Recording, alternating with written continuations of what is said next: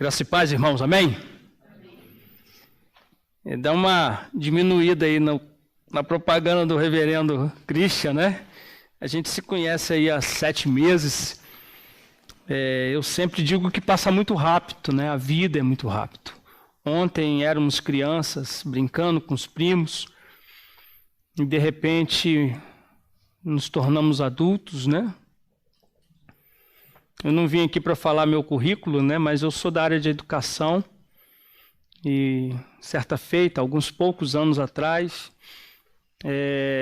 eu expressei nas minhas aulas lá e falamos um pouco sobre idade e um menino, não sei por que todo Gabriel, né, pelo menos de 10, um é mais tranquilo, mas quase sempre todo Gabriel é muito agitado. E o Gabriel levantou a mão e falou assim, você está com X anos, com carinha de 70, né? Eu falei, é mais ou menos isso. Mas a gente traz na bagagem, irmãos, um sentimento de obra missionária. Quando Deus assim me chamou, eu não imaginava estar assumindo um ministério pastoral. Alguém me orientou e alguém pediu para que a gente fizesse teologia. E aí até foi uma mudança bem radical, porque eu estava mais envolvido com um sentimento de exatas. Mas, de repente, a gente vai para um processo e eu me apaixonei por humanas, né? Eu não sei quantos já tiveram essa sensação. E aí nós começamos a fazer um trabalho lá no Rio de Janeiro e, de repente, Deus abriu as portas para irmos para o Amazonas. E desde que eu me entendo como servo, né, como aquele que foi resgatado pelo poder de Deus, entendeu que existe um plano eterno, entendeu que foi eleito no Senhor, desde esse momento eu comecei a me envolver com algumas atividades talvez mais tensas, né? E, infelizmente a nossa igreja não tem dado muita atenção, né? Por exemplo, dependência química, né? Trabalhar com pessoas que estão lá nos presídios, trabalhar com, hoje nem tanto, né? Mas alguns anos atrás, em alas de hospital, em pacientes terminais, ou crianças com câncer. E logo no início do ministério, Deus foi movendo isso no meu coração e, para a glória do Senhor, nós temos esse acesso, somos capelão e a gente tem acesso a presídios, trabalho com dependência química há 26 anos. A gente trabalha impulsionando, motivando. É um trabalho muito árduo de enxugar gelo, né? Ontem mesmo estávamos com um casal conversando um pouco sobre essa realidade. E a gente precisa se dobrar e orarmos um pouco mais do que já temos feito. Porque o que me assusta, eu estou vindo do norte do país, trabalhei na região ribeirinha, retornei ao Rio, a Junta de Missões me convocou para darmos uma aquecida no projeto lá em Araquari. A região do sul tem uma proposta bem lenta, né, se eu posso assim dizer, sobre o avanço da Igreja Presbiteriana do Brasil. E aí, chegando aqui no sul, a gente tem tido um número alarmante de uso de entorpecentes, né? Narguilé, toda a estrutura de drogas pesadas, drogas sintéticas. E o que me assusta em Araquari é que é mais fácil encontrar uma droga sintética em Araquari do que encontrar essa mesma droga. Você tem mais dificuldade de encontrar lá no Rio de Janeiro, capital. A gente está tentando fazer um movimento lá, junto com algumas parcerias. Eu não tenho nenhum envolvimento, não gosto de nenhum envolvimento político. A gente faz um trabalho muito no Senhor. E aí a gente tem visto assim, essa luta. Falava para a esposa ontem, apresentá-la, né, Nete, aqui conosco também. Falava com ela ontem que não é um privilégio de Araquari, o mundo hoje está assim. E nessa caminhada, a gente veio e logo conhecemos o reverendo Christian, e ele fez o convite para estar aqui com os irmãos, né? Eu fico feliz por isso, tá bom? Eu sempre brinco, mas falo com muita verdade. Em qualquer palestra que eu for falar, eu falo que se você não me conheceu até agora, você não perdeu muita coisa, não. Se você conhece o Senhor Jesus, isso já é suficiente para a sua vida. E sem modéstia, né? Falando do coração muito puro, tem momentos de culto que bastava terminar ali e a gente ir embora, né? E que agradável poder relembrar alguns louvores da minha época mais jovem, né? E foi muito gostoso estar aqui com vocês hoje, tá bom? Que o Senhor nos ajude. Desafio hoje é falarmos um pouco sobre talvez um resumo disso que eu já me apresentei. Queria que os irmãos, se possível, abrissem as suas Bíblias em Marcos capítulo 2. Iremos ler do verso 1 ao verso 12.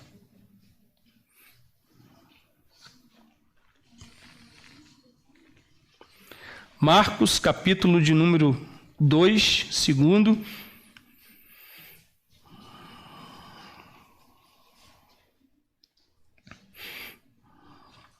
Do versículo 1 ao versículo 12.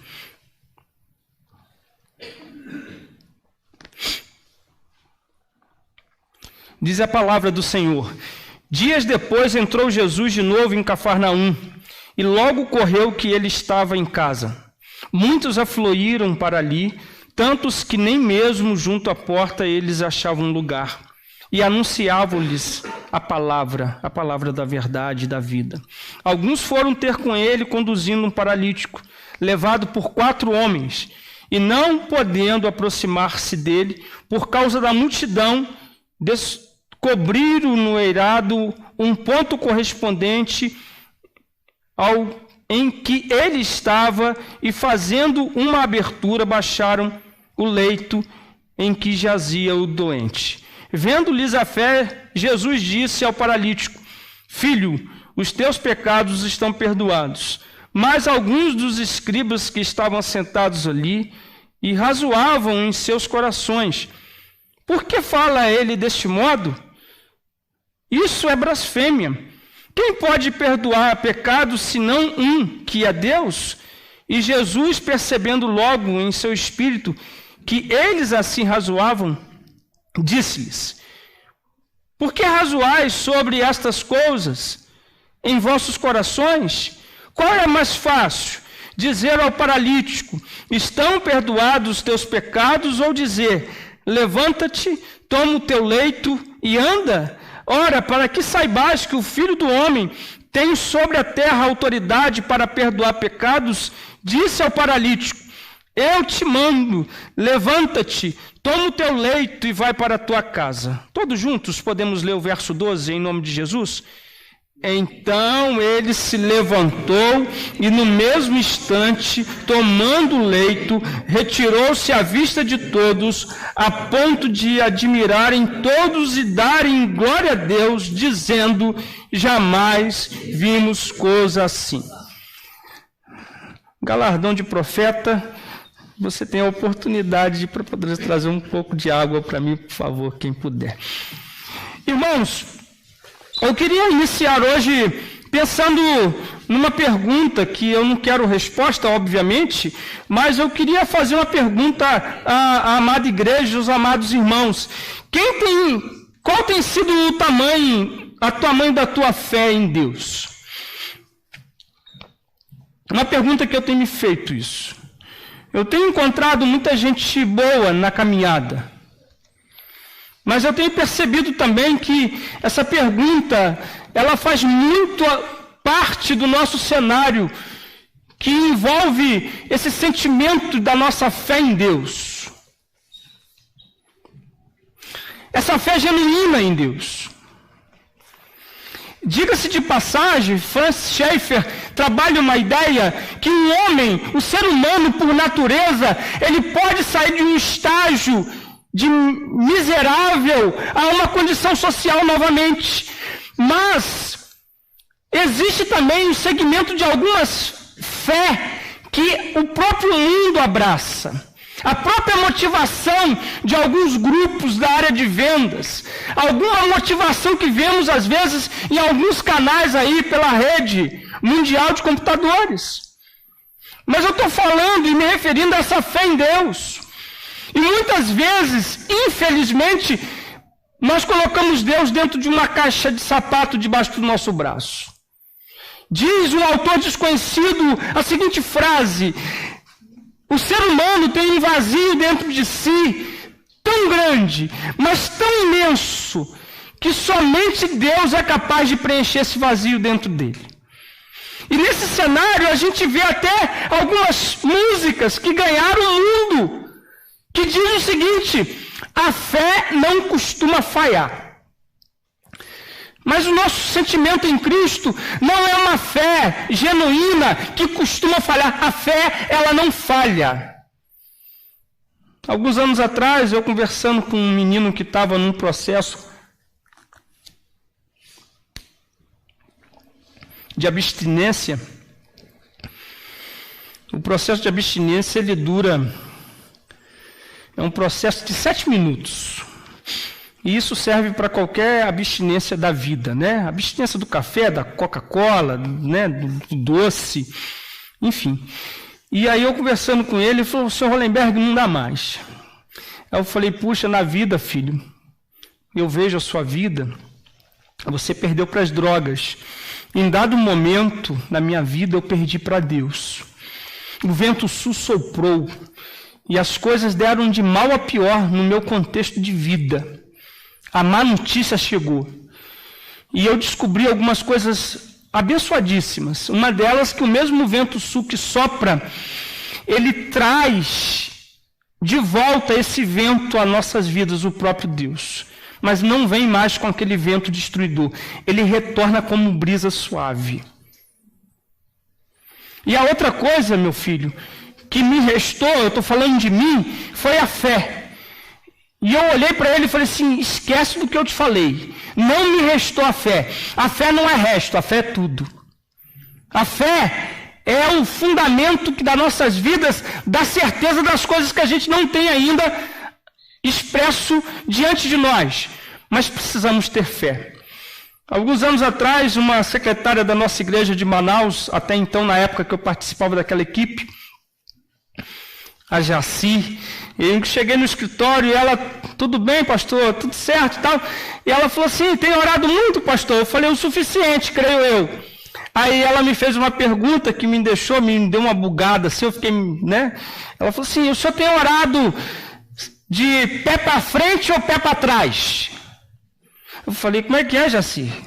Pé para frente ou pé para trás? Aí eu dei aqueles cli, aí caiu a ficha, né? A forma que a gente tem se debruçado diante do altar do Senhor. E eu percebo, irmãos, que são duas pequenas palavras que nos levam ao longe: os pés, o pé e a fé. E quando eu olho para esse cenário, a gente percebe que a gente tem algumas variantes. Por exemplo, Mateus 17:20 fala que se você tiver fé do tamanho de um grãozinho de mostarda, essa fé pode remover montanhas. E eu me perguntei: por que essa semente ela é tão poderosa, né? Se eu posso assim dizer, num conceito de poder. É porque na semente de mostarda tem potencial. A pergunta que eu sempre faço: qual é o tamanho da semente do coco, que é o próprio coco?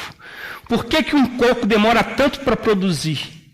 Porque o coco ele não tem o potencial que uma semente de mostardas. Como falariam os nossos irmãos colombianos na Tríplice Fronteira, lá em Tabatinga, a semídia muito pequenina, a semídia, a semente bem pequena. Alô, melhorou. Então, meus irmãos, eu percebo que nesse cenário da vida, nesse contexto de expectativas, essa pequena semente, o que tem nos faltado talvez seja um pouquinho desse cenário de potencial, mas o potencial que vem é de Deus. Nós temos visto alguns jargões que são utilizados há tanto tempo E muitas vezes utilizamos que muita oração, muito poder, pouca oração, pouco poder, nenhuma oração, poder nenhum. Na realidade, irmãos, a proposta dessa fala não é o poder que vem de nós, porque nós não geramos poder. O poder é de Deus. Eu parafraseei esse sentimento dizendo o seguinte: muita oração, muita intimidade. Pouca oração, pouca intimidade. Nenhuma oração, nenhuma intimidade. O que tem às vezes nos faltado é esse fiel compromisso de estarmos diante do Senhor e podendo proclamar a obra dele. Assim a gente pode discorrer alguns pais da fé, como Abraão, como Jó, a mulher cananeia e tantos outros. E talvez uma outra pergunta que eu faço: qual tem sido o nosso, o seu, o meu engajamento em prol do reino, seja de nível pessoal, seja de nível profissional, seja de nível espiritual, seja de nível íntimo, coletivo, em todas as áreas? Qual tem sido a nossa participação efetiva, eficaz, em um mundo tão tenebroso como o que temos vivenciado? A narrativa do texto, ela nos remete a um cenário tão simples, né? Jesus aqui já começa, se eu posso chamar, de fazer sucesso. Jesus já começa a fazer sucesso aqui. E aí, ele estava lá em Cafarnaum, ele estava numa casa, e a multidão chegou ali porque a multidão, ela está sedenta. Em dado momento, existe uma palavra que focaliza essa proposta: estão exaustas, como ovelhas que não têm pastor. Vamos abordar aqui esse sentimento dessas ovelhas sem pastor. E aí, nesse cenário, a gente percebe claramente essa proposta de poder ali estar anunciando o reino do Senhor. Chega um paralítico que jazia, que não andava, e chega carregado por 4 homens. Meu pai, uma memória assim muito gostosa dele, certa feita, eu criança, ele disse: se papai tivesse muito dinheiro, construiria uma casa muito grande, muito luxuosa, e faria no meio da sala principal um espaço de 1 metro por 1 metro, só de tijolo, meu filho. Eu criança, 6, 7 anos. Eu falei: por que, papai, que o senhor ia fazer uma casinha de tijolo no meio da sala bonita? Para receber meus verdadeiros amigos. Não se esqueça que na vida, a sua mão direita, sobram dedos para você poder contabilizar os seus verdadeiros amigos. Isso tudo porque eu fui pegar um brinquedinho e falei assim: papai, posso brincar com meu amigo? Ele falou: você não tem amigo, você tem parceiros. Amigos verdadeiros são diferentes. E ele deu essa ilustração. Quando eu vejo esse cenário dessa narrativa, e 4 homens levando esse paralítico, eu posso dizer com toda certeza que esses 4 homens eram amigos desse homem que estava paralítico. E a narrativa discorre que eles chegaram no local, viram que não dava para entrar com aquela maca, a maca tinha suas dificuldades, não era uma maca tão leve hoje como nós temos na área da saúde, na área de resgate. Era uma máquina bem artesanal, uma maca que necessitava de pessoas que tivessem condições de carregar o peso daquele homem que estava ali em cima daquela maca e o peso daquela madeira. E de repente alguém teve a criatividade e viu no airado assim um espaço e conseguiram cordas e baixaram aquele paralítico ali diante do Senhor Jesus Cristo. E Jesus olha para aquele homem e Jesus diz assim: perdoados estão os teus pecados. Aqueles que estavam ali, ou algum deles, começa a razoar, a debochar dessa expressão de Jesus. Um sapatinho, né? Falando baixo. E Jesus, sabendo o que passava sobre os seus corações, falou assim: qual é o mais fácil de dizer? Estão perdoados os teus pecados? Ou levanta-te, toma o teu leito e vai para a tua casa. Para que saibais que o Filho do homem, o Filho de Deus, tem autoridade tão somente não para perdoar pecados, mas também para fazer o milagre acontecer na vida física.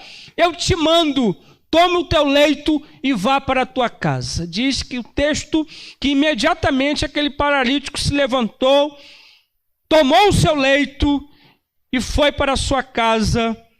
E aí existe uma manifestação muito interessante nesse instante que ele tomou o leito e retirou à vista de todos, que todos que estavam ali se admiraram e deram glória a Deus, dizendo: jamais vimos coisa assim.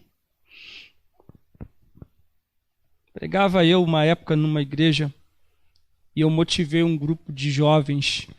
Eles precisavam de um retroprojetor, de um data show. E aí eles começaram a fazer, se eu posso chamar de campanha, né? Uma movimentação, e começaram a orar, dobrar os seus joelhos, aquele grupo de adolescentes e jovens. E eles começaram a mandar informações para mim. E, consequentemente, 6 meses depois eu voltei nessa mesma igreja. E chamei a Carla. Eu falei: e aí, Carlinha? Está no propósito do data show? Aí ela falou assim: o senhor não sabe o que aconteceu. Um empresário aqui da igreja, vendo a gente orar, ficou com pena da gente e foi lá e comprou o data show. Acabou com a nossa alegria. Eu falei: como assim? Vocês não estavam orando pedindo o data show? Vocês não estavam orando pedindo para que Deus desse? Mas estava tão gostoso aquele momento. Todo domingo a gente ia para a cantina, a gente fazia uma movimentação e orando. E quando ele chegou e pagou o data show, ele nem quis o dinheiro que a gente arrecadou. Eu falei: mas continue nesse mesmo propósito. Deus é mais sobre a vida de vocês. E eu percebo que muitas vezes, irmãos, a gente perde o fio da meada, porque a gente aprende a depender da força do nosso próprio braço.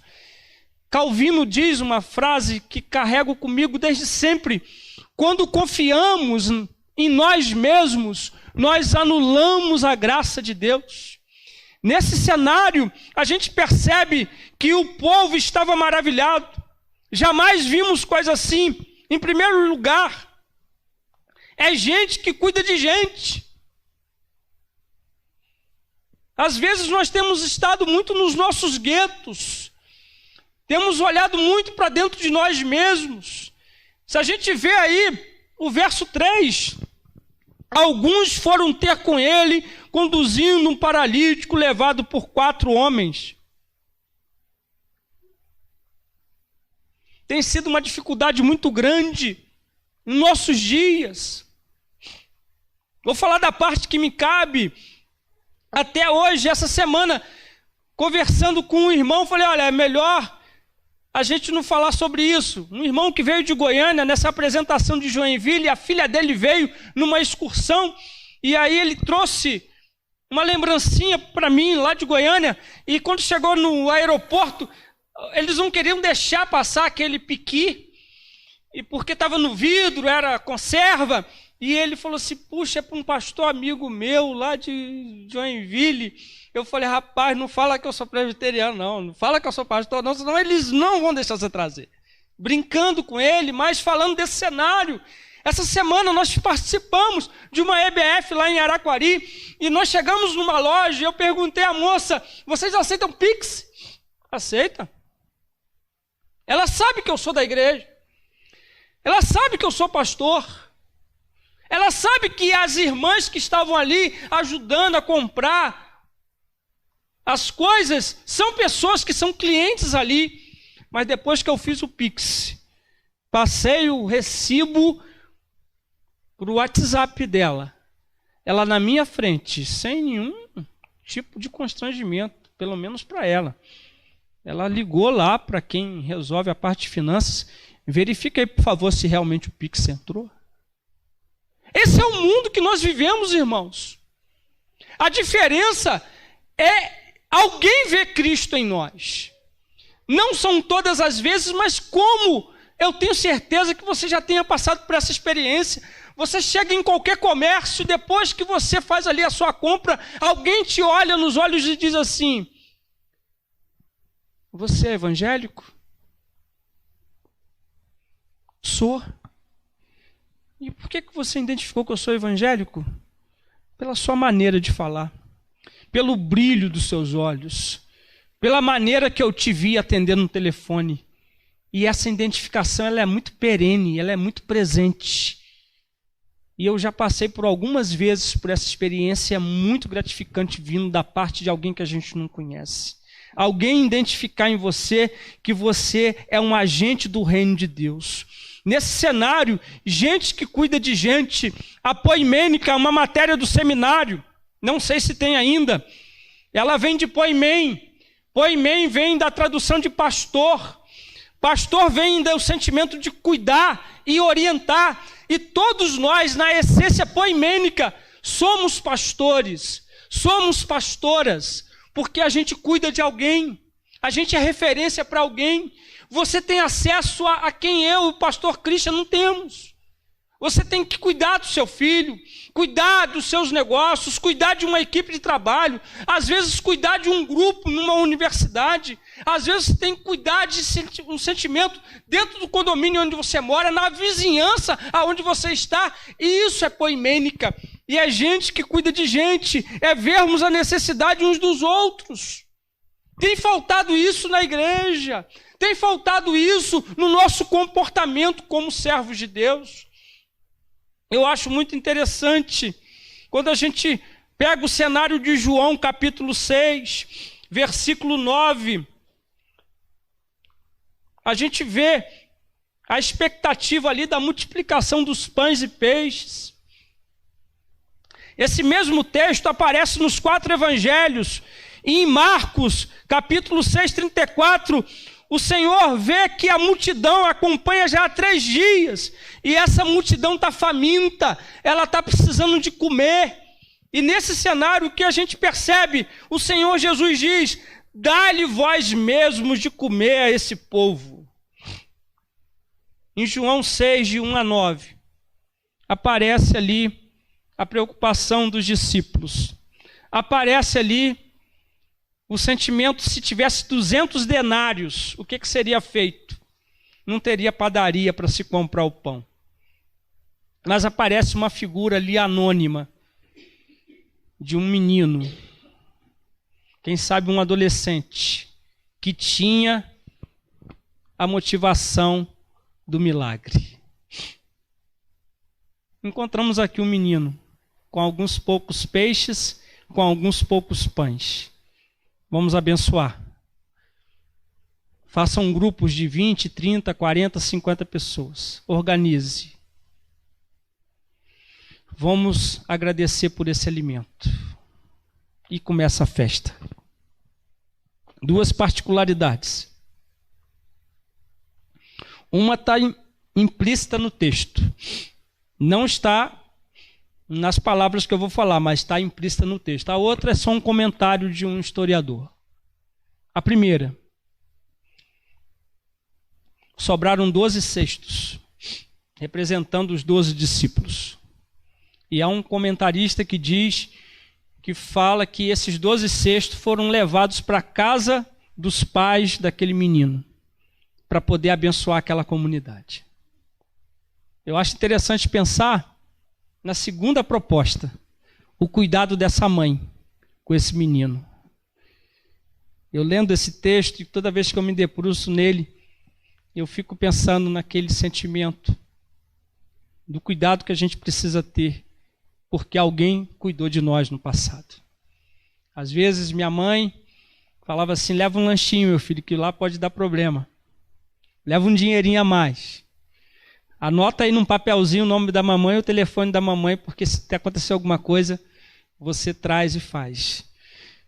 Não aceita bala de ninguém na rua. Não vá com estranho. Essa semana mesmo, a gente distribuindo os convites da escola bíblica. 2 adolescentes vieram correndo. A Anabelle e a Camille. Pastor, aqui aquele senhor deu pra gente um pacotinho de bala. Podemos chupar essa bala? Eu falei, não pode chupar essa bala não. Senta aqui vocês duas. Vocês já ouviram falar no Boa Noite Cinderela? Não, pastor.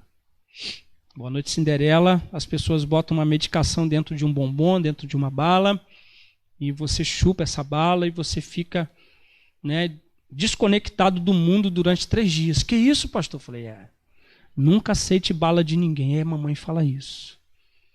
Eu estou dando esse exemplo, irmãos, porque vem de nós orientarmos os nossos. Eu estou dando esse exemplo porque esse sentimento desse menino que foi usado com aquele lanchinho que a mãe dele preparou, era uma mãe cuidadosa. E esse cenário se desenvolve numa perspectiva evangelística. Quantos aqui vieram porque ouviram a rádio através de um processo de evangelismo? Quantos aqui vieram por causa de uma mensagem na televisão? Quantos aqui foi por causa do YouTube? Quantos aqui vieram porque realmente ouviram um carro de som passar na rua? Quantos aqui vieram porque sentimento de uma música evangélica tocou e falou forte ao seu coração? Possivelmente, poucos, nós vamos encontrar um folheto que foi distribuído e leu e tocou o seu coração. Mas 95% das pessoas, como eu, está aqui, foi por causa do relacionamento, foi por causa da confiança, foi por causa desse sentimento de discipulado, de alguém que se preocupou com a gente. Eu me lembro que quando eu chego em casa e falo, olha, eu estou na igreja presbiteriana, avó. A minha avó me olhou e anos depois eu vim saber que ela pediu a 57 igrejas para interceder por mim, porque eu ainda era um jovenzinho, e aquilo motivou muito meu coração de até hoje estar nos caminhos do Senhor. Esse sentimento, gente que cuida de gente, é a necessidade, como John Piper, fazendo uso de C.S. Lewis diz, Deus poderia ter nos feito sem a necessidade de alimento e sem a necessidade de dormir. E C.S. Lewis, ele responde essa pergunta, né? A necessidade de alimento, proteínas, vitaminas, sais minerais, carboidratos estariam nas moléculas do ar. Nós teríamos uma saúde perfeita se fosse dessa maneira. Uma respirada durante o dia, você já estava abastecido de todas as suas necessidades que o seu corpo precisa. Sem a necessidade de dormir.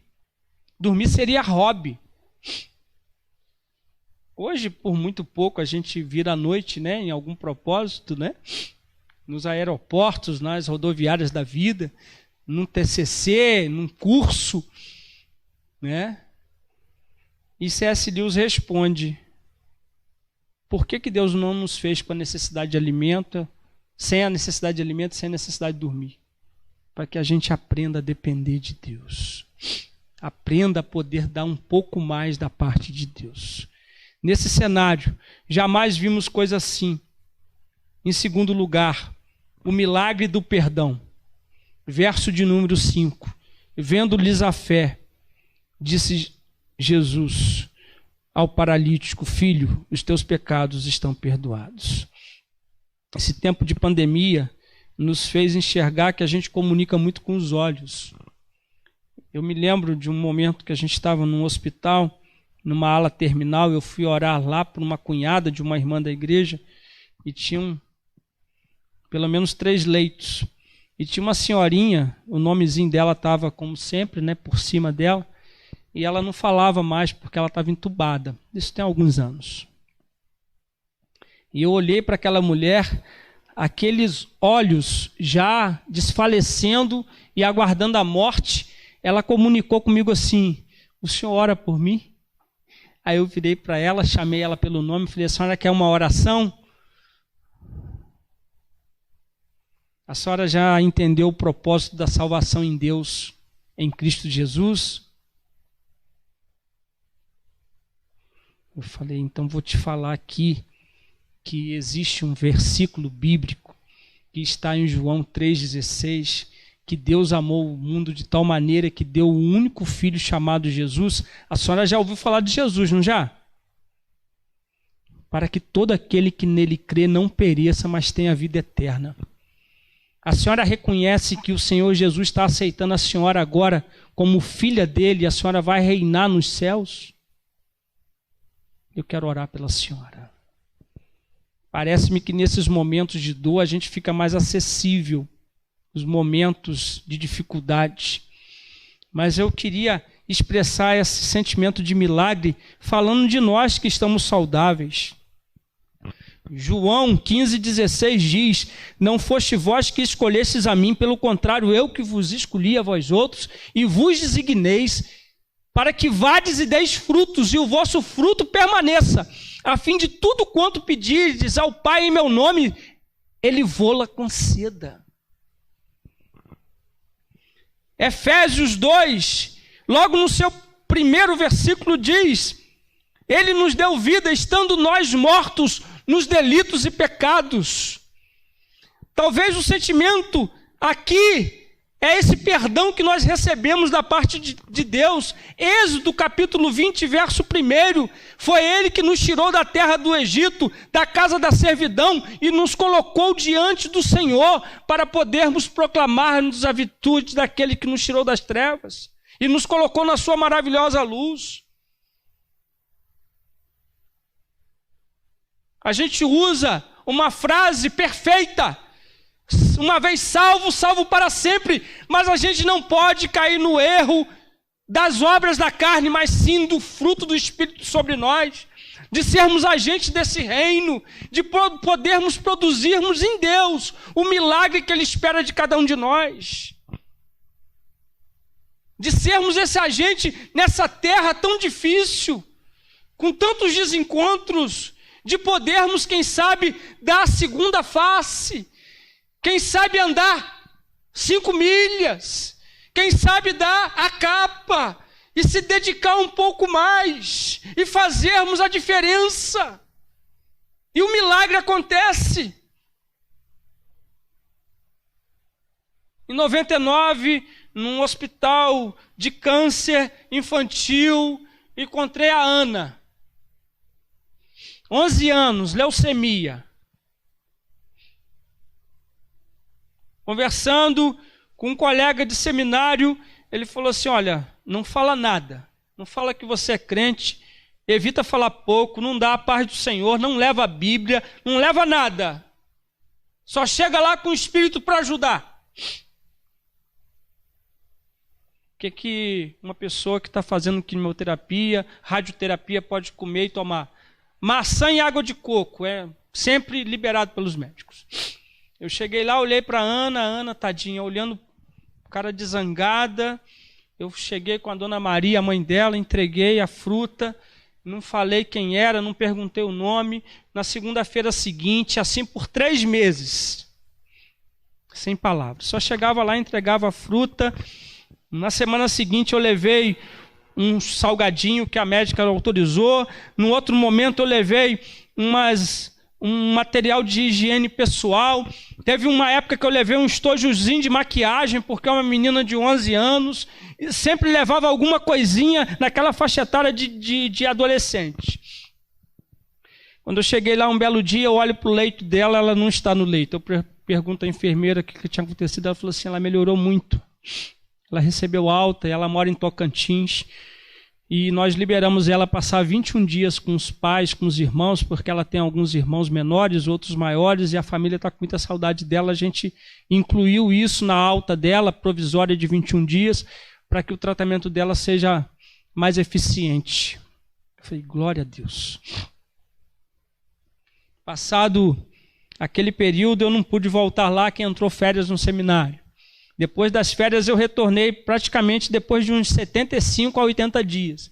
E quando eu entro num quarto, com 5 leitos, lá no final, a Ana grita para a mãe assim: mamãe, o pastor chegou.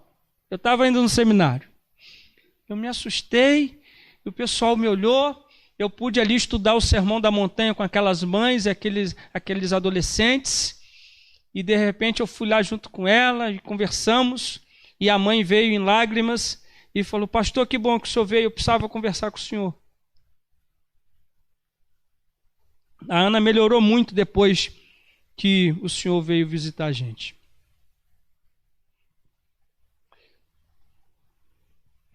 Quando eu voltei lá para a minha cidade, eu reuni minha família de origem católica, reuni meu marido, meus filhos mais velhos, e falei assim: a gente precisa servir a Deus numa igreja evangélica.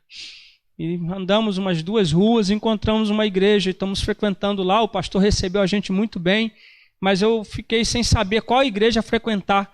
E eu viajei sem perguntar isso para o senhor. E eu queria frequentar a igreja que o senhor me orientasse, mas eu estou frequentando lá, o pastor é bacana, os irmãos são muito animados, mas eu queria saber do senhor se eu posso continuar frequentando essa igreja, porque o senhor é a minha referência. Eu falei: qual é a igreja? Ela é uma igreja presbiteriana do Brasil, que tem lá perto de casa, que chegou há pouco tempo. Eu falei: eu sou presbiteriano.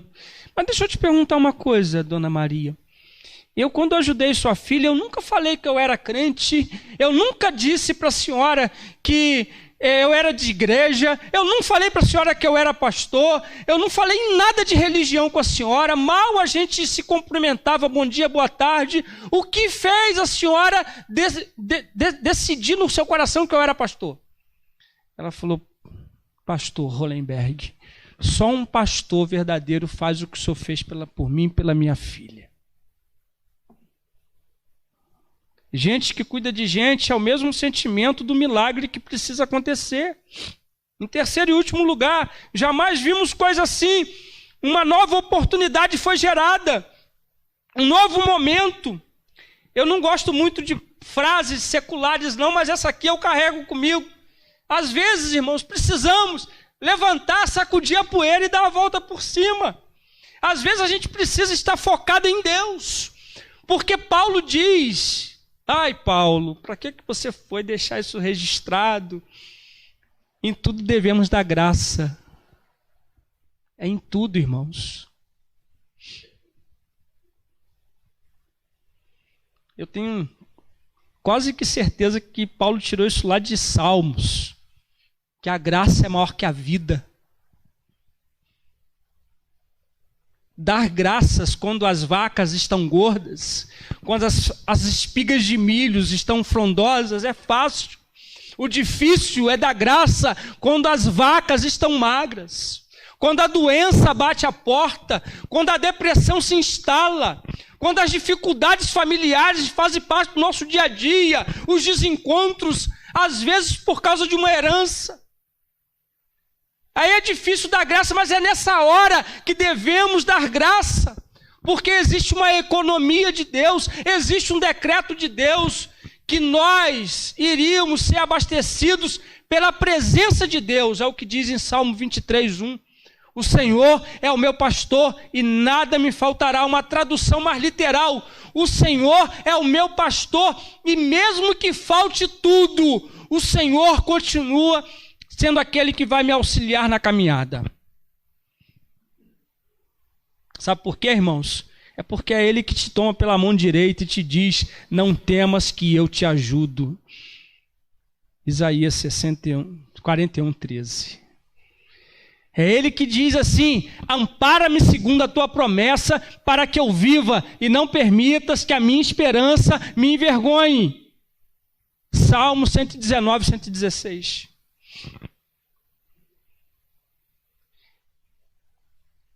É Ele que disse para aquela mulher cananeia: faça contigo o que queres. Depois daquela verdadeira humilhação que aquela mulher passou, ela diz assim: o Senhor disseste com verdade, porque os cachorrinhos comem das migalhas que caem da mesa dos teus donos. E ela veio e o adorou. Muitas vezes falta em nós esse sentimento. Se instalou a dificuldade, é um momento de nós falarmos assim: Deus está nesse negócio e Deus quer me dar uma experiência nova. Essa aqui é bem clássica, desde a época que eu desci da Arca de Noé. Muitas vezes a gente não pode estar: Deus, aqui meu problema, aqui minha dificuldade, aqui minhas lutas. Muda o discurso. reúne os problemas. Esse aqui é o tamanho do Deus que eu sirvo, tá, pessoal?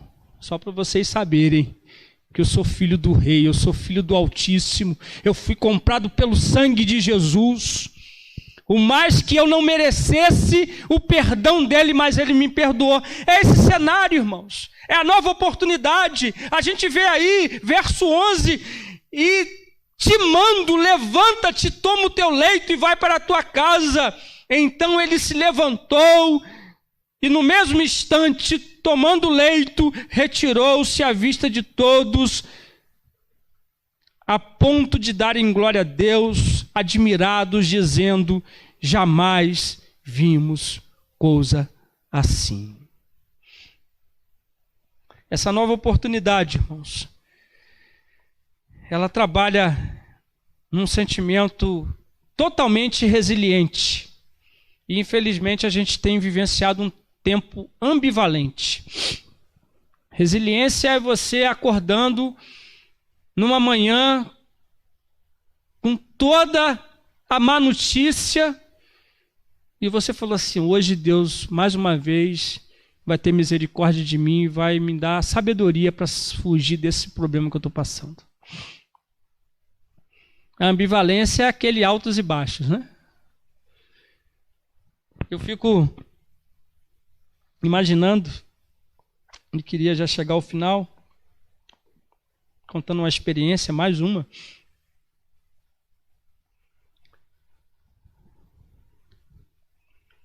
Alguns anos atrás, eu estava no Amazonas. Nós estávamos plantando uma igreja no Rio Madeira. É um dos rios mais velozes do mundo, mais perigosos também. Um pastor de Manaus me fez contato, ele estava doente, pediu para que eu pudesse dar assistência pastoral lá na igreja em Manaus. Eu virei para ele e falei assim: mas em Manaus não tem tantos pastores da nossa equipe? Vamos tirar aqui do interior, cara. Manaus é assim, muito exótico, né? Passagem aérea 1 hora. Aviãozinho igual um fusquinha, né? Cabe 3 pessoas. Nesses momentos, quando a gente decola naqueles aviãozinhos do Amazonas, a gente lembra de alguns cânticos, né? Firme nas promessas do nosso plano. Mão no motor, sem manutenção, mas a passagem custa R$4.000. A passagemzinha de 1 horinha. Barco, 4 dias de viagem.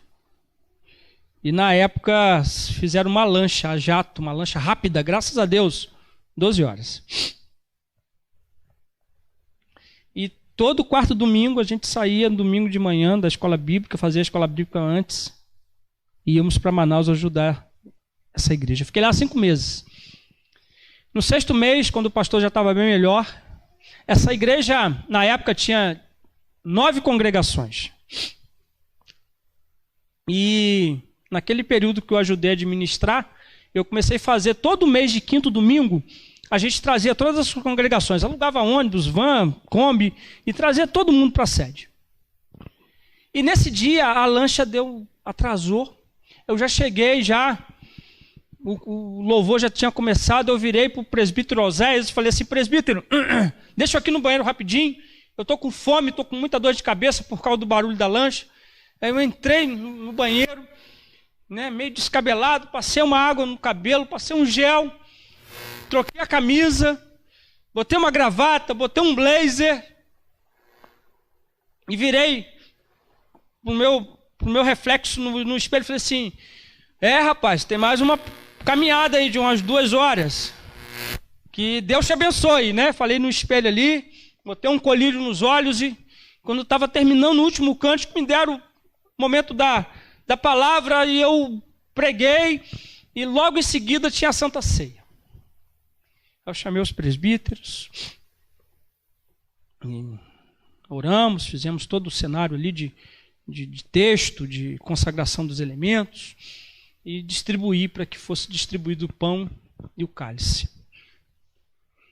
E eu falei, ai, Senhor, tira essa dor de cabeça de mim. Eles distribuindo, eu falei, poxa, eu também estou com muita fome, deve ser fome. Ó Deus, em nome de Jesus, preciso dormir, cansado. Eu olhei assim para trás, assim, tá lá o Oséias conversando com outro presbítero. Eu falei, meu Deus, o que eles estão conversando ali ainda, meu Deus? O louvor ali tocando, momento de ceia, aquele cântico, né? Alvo, mágica, né? Aquela coisa. E aí, Oséias vem, né? Pastor, acabou o cálice. Aí eu olhei para ele e falei assim, e o Kiko? Ele, o que, pastor? Eu falei, nada não, filho. Acabou o vinho, Oséias. Aqueles copinhos de café tá lá atrás, que a gente te dá café todo domingo, depois, no momento de confraternização. Sim, pastor, tá lá o copinho de café, mas isso não entendeu, acabou o vinho. Não tem. Tem copinho, mas não tem café. Eu falei, pega uns copinhos lá para mim, Oséias. Pega os copinhos. Ele, isso não entendeu, pastor, acabou o vinho. Acabou o suco de uva. Eu falei, eu estou com minha carteira de ministro aqui dentro do bolso, filho. Se eu tirar e te dar uma carteirada, vai dar ruim para você. Pega os copinhos lá para mim. Ele saiu. Um tom de brincadeira, o Zé sempre foi muito amigo. E eu aqui, passei para frente da mesa e falei assim, irmãos, vou pedir um momento da atenção de vocês, pedir o grupo de louvor para parar um pouquinho. Irmãos, eu não sei quem errou aqui. Eu não sei de quem é a culpa. Eu não sei quem é o pecador aqui, mas isso não me importa agora. E eu pensei assim, eu preciso saber quantos estão sem o cálice. Queria que você levantasse uma de suas mãos, você que não recebeu o copinho, o cálice. Umas 50 pessoas levantaram a mão. Eu falei, será que eu queria saber desse raio-x? Será? Eu falei, pode abaixar sua mão. Aí vem o Oséias com um copinho de café. Eu peguei um copinho e falei, o presbítero Oséias vai te entregar um copinho vazio aí, quando você que não recebeu o cálice. Aí você pega o copinho e pode sentar, tá bom? Aí ele fez, ele terminou. Eu virei para a igreja e falei assim, irmãos, você que pegou o cálice, dá um pouquinho aí para o irmãozinho que está sem o cálice, sem o vinho, sem o suco de uva. E aproveita. Você que está sem se falar com algum irmão, você que está magoado com alguma coisa, você que às vezes murmurou de alguém, você que está meio bicudo com alguém aí, distribua esse copinho, esse pouquinho de suco de uva com essa pessoa. Sem palavras, ela vai entender o recado. Irmãos, estou caminhando para 30 anos de ministério. Foram poucas as vezes que eu vi uma igreja 100% aquebrantada, foi naquele dia ali na igreja presbiteriana de Petrópolis, em Manaus. E eu sempre digo que quando chega nesse nível, você não precisa falar mais nada. E o sentimento que eu tive, eu estou falando de um assunto de 24, 25 anos atrás. O sentimento que eu tive, irmãos, é o sentimento que está aqui, nessa última frase desse versículo 12, de o pessoal, os irmãos se admirarem, darem glória a Deus, dizendo, jamais vimos coisa assim. Talvez, irmãos, tenha faltado isso na sua vida. Nesse tempo pós-pandêmico, se eu posso chamar de pós-pandêmico, talvez tenha faltado essa essência de fé e de testemunho e de avanço e de ser um missionário e de cuidar de pessoas dentro do seu contexto social, de expressar o sangue de Jesus, que purifica de todo pecado, não com palavras, não com Bíblia na mão, não sendo chato, religioso, um fanático, mas através do seu dia a dia, da sua disposição de poder dar a volta por cima e de fazer o bom nome do Senhor reconhecido nessa cidade de São Bento do Sul. Eu me pergunto, em Araquari, terrenos há 15 anos atrás, R$ 1.500. O mesmo terreno hoje, há 15 anos que se passou, R$ 500 mil. Eu falei, por que nenhum irmão, nenhuma igreja compraram terrenos aqui há 15 anos atrás? Tem que esperar um missionário, já em meia idade, vir do Rio de Janeiro em nome da Junta de Missões para plantar uma igreja aqui? Não estou cobrando nada dos irmãos, estou num desabafo, mas quem sabe... São Bento do Sul, o pouco que eu vi, comporta mais 5 igrejas presbiterianas. E quem sabe daqui a alguns anos, alguém vai se levantar e falar assim, aquele pastor, trabalho com adolescente, tá, irmãos? Parecido seu Miyagi. É sério, lá no colégio é assim. Papai Smurf pregou e nós estamos começando um desafio de começar a organizar nossas igrejas. Quem sabe daqui a 15, 20 anos a gente já ter um novo movimento presbiteriano aqui nessa terra. Queria concluir falando apenas 3 aplicabilidades. Primeira, as pessoas que estão à nossa volta estão necessitadas de atenção. E você pode ser a atenção em nome de Cristo para essa pessoa. Há muitas pessoas precisando da nossa atenção. E eu sou mais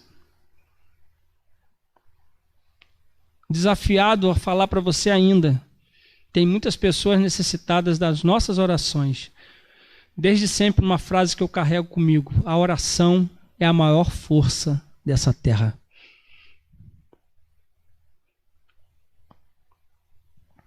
A oração é a maior força dessa terra. A segunda aplicabilidade: o milagre passa pela razão, muitas vezes pela criatividade. Naquele cenário ali da Santa Ceia que eu falei para vocês, quando faltou o vinho e eu pedi para pegar o copinho, eu confesso aos irmãos que a minha vontade era de pedir para botar água no copo e nós fecharmos os olhos e nós orarmos e aquela água ser transformada em vinho. E Deus falou assim: não, eu não quero esse tipo de milagre. Eu quero o milagre da comunhão. Então, naquele momento, o milagre passou pela razão, passou pela criatividade que Deus me deu, que não é fruto do ser humano isso. No final eu falei assim, eu quero reunir o conselho para tratar de outro assunto. Aí os irmãos, eu não tenho culpa, foi o diácono João, fundador da igreja. Eu falei, tá igual a história de Adão e Eva, né? A serpente, a mulher que tu me deste. Aí no domingo do mês seguinte, seu João comprou 60 litros de vinho. Meu Deus, não precisava, seu João. Vai estragar, tem que distribuir com os irmãos antes de usar, porque estraga. Me perdoou, pastor, nunca mais vai acontecer, por isso que eu comprei essa quantidade. Comprei do meu salário, eu falei, não precisava, seu João. Saiba que o milagre passa pela razão e muitas vezes pela criatividade. E você pode ser usado para que isso aconteça. Assim, pequenas atitudes podem fazer a diferença. Em terceiro e último lugar, para nós orarmos. Viva o hoje de Deus na sua vida, meu irmão.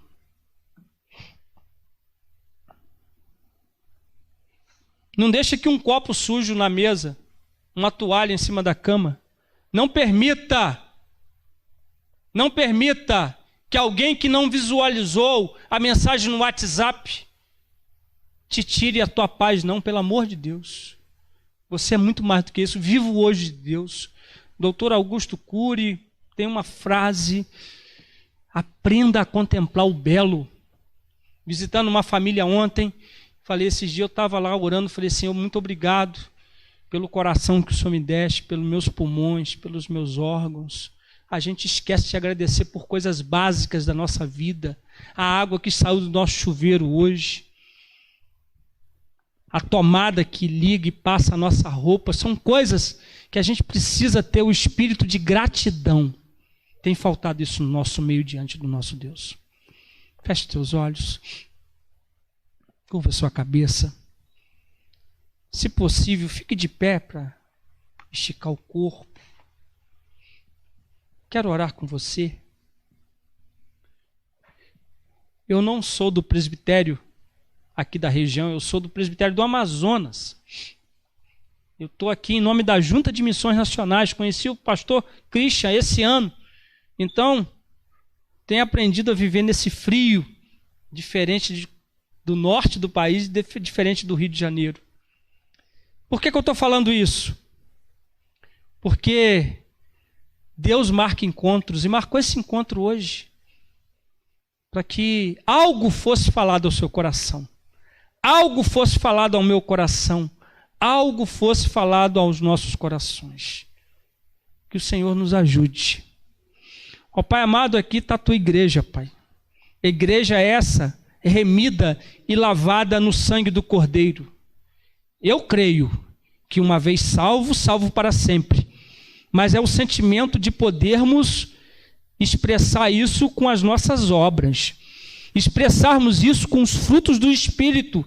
Amor, alegria, mansidão, paz, longanimidade, domínio próprio. Contra essas coisas não há lei. Nos ajude, Senhor, a vermos um tempo diferente em nossas vidas. Nos ajude a repaginar a nossa vida espiritual, em nome de Jesus. Me lembro de uma música de Logos, de tantos anos atrás.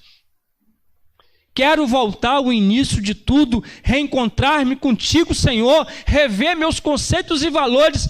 Eu quero, Senhor, fazer a diferença. Eu quero reconstruir. Quero regressar ao caminho, voltar às primeiras obras, Senhor. Eu me arrependo de tudo, Senhor, que tenho feito de errado. Me ajude, nos ajude como igreja, Senhor, repaginar a nossa história para a tua glória, em nome de Jesus. Abençoe aqui esse ministério, Pai, do pastor Christian. Ó Deus, as lutas que com certeza os irmãos têm passado, ó Deus, e que a tua boa mão seja sobre esse lugar, sobre a vida das nossas crianças, dos nossos filhos, sobre os nossos negócios, sobre a nossa família, Pai, em nome de Jesus. Que a tua graça seja sobre nós. Em nome de Jesus é a nossa oração. Em nome de Jesus. Amém.